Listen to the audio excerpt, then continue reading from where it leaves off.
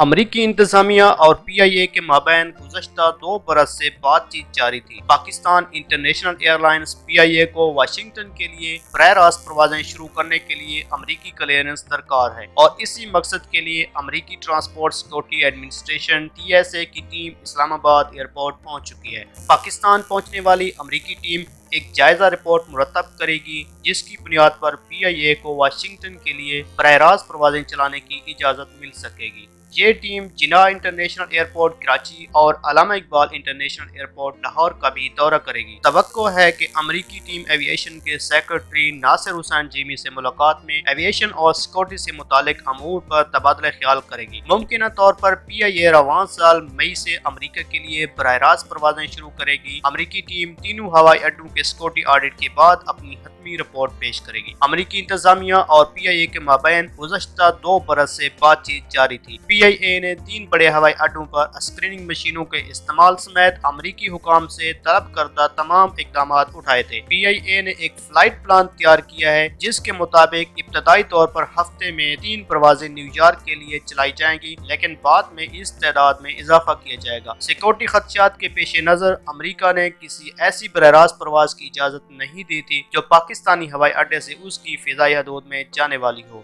یہ پہلا موقع ہوگا جب پی آئی اے پاکستان سے امریکہ کے لیے اپنی براہ راست پروازیں شروع کرے گی۔